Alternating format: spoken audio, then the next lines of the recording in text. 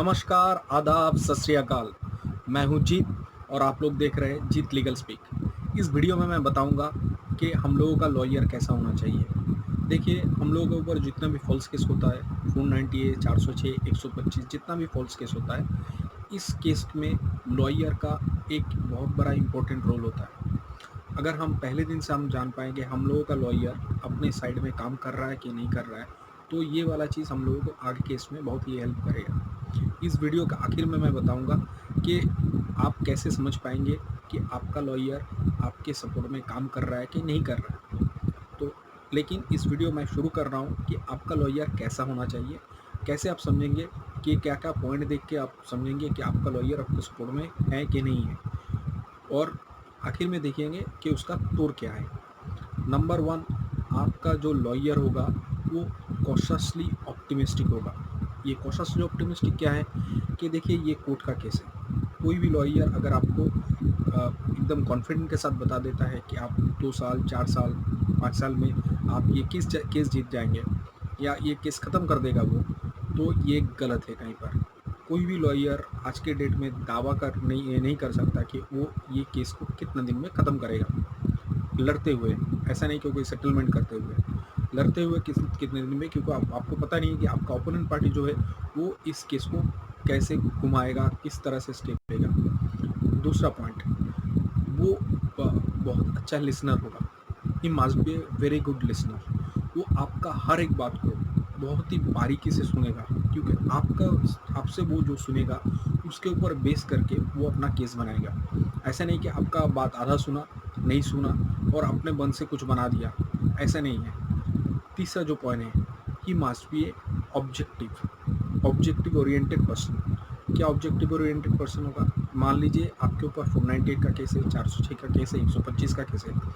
वो हर एक केस के बारे में उस केस का ऑब्जेक्ट लेकर बात करेगा, उस केस को कैसे निपटाना है वो ऐसा बात करेगा। ऐसा नहीं कि उस केस के अगेंस्ट में कोई काउंटर केस करने के लिए आपको बोलेगा। चौथा जो पॉइंट है, he must be honest about his fees.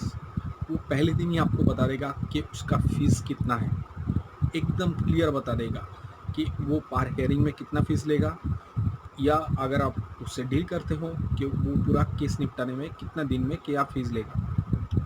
अच्छा, ये पांचवा जो पॉइंट होगा, he must trust on your guts. आपका जो गट्स है उसके ऊपर ट्रस्ट करेगा। अगर कोई आपके बात के ऊपर भरोसा नहीं कर रहा है तो कैसे वो आपके सपोर्ट में फाइट करेगा। तो आप जो भी बोल रहे हैं उस चीज़ के ऊपर वो 100% ट्रस्ट करेगा, उस हिसाब से वो आगे बढ़ेगा।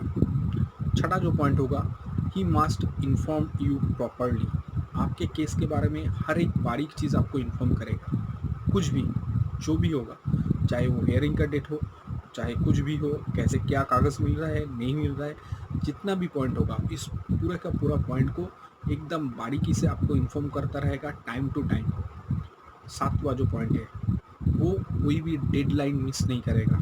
ऐसे नहीं कि कुछ और दूसरे केस के चलते आपका कोई डेडलाइन उसने मिस कर दिया, कहीं पर कागज़ जमा करना है, कहीं पर आंसर देना है, कहीं कहीं पर काउंटर आंसर देना है, कोई भी डेडलाइन वो मिस नहीं करेगा। आठवां जो पॉइंट है, he must concentrate on your case. आप हर एक हेयरिंग में वो खुद खड़ा रहेगा, खुद बात करेगा, खुद डील करेगा, खुद फाइट करेगा।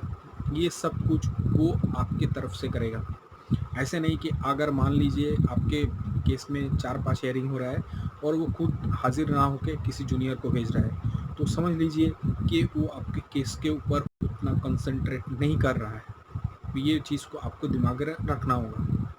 अगर आखिर में आते हैं तो आपको इस चीज़, अगर आपका लॉयर सही चल रहा है कि नहीं चल रहा है ये तो आप खुद समझ रहे हैं, लेकिन उसके बाद भी अगर कोई हिडन कुछ होता है, कोई क्या वो स्टेप ले रहा है वो स्टेप सही है कि नहीं है, तो वो कैसे आप समझ पाएंगे। जितना भी मैंने पॉइंट अभी तक बताया हूँ ये तो आप खुद समझ जाएंगे, लेकिन उसके बाद भी कुछ कानूनी दांव पेच होता है ऐसा कि आपको पता नहीं चलेगा कि वो ये सब पॉइंट होने के बाद भी कैसे वो आगे बढ़ रहा है। तो उसके लिए आपको क्या करना होगा, उसके लिए आपको एक एडवाइज़र रखना होगा। कैसा? दूसरा एडवाइज़र, दूसरा लॉयर। वो लॉयर किसी दूसरे कोर्ट से बिलोंग करेगा, मतलब वो सेम कोर्ट का लॉयर नहीं होगा, वो किसी दूसरे कोर्ट का लॉयर होगा।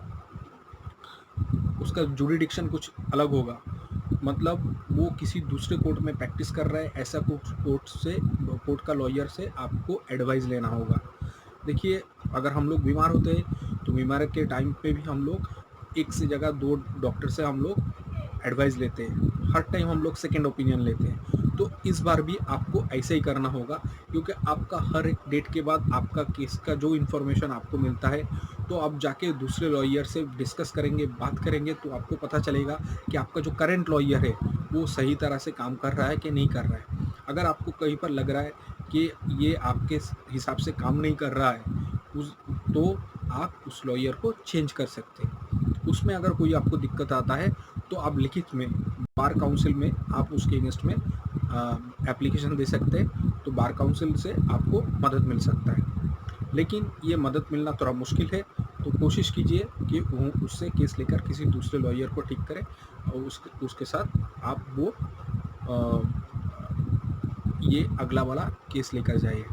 अगर इस वीडियो के लेकर आपको कोई सुझाव है, प्लीज़ इस कमेंट्स बॉक्स में आइए और आपका जो जितना भी कमेंट्स है वो डालिए।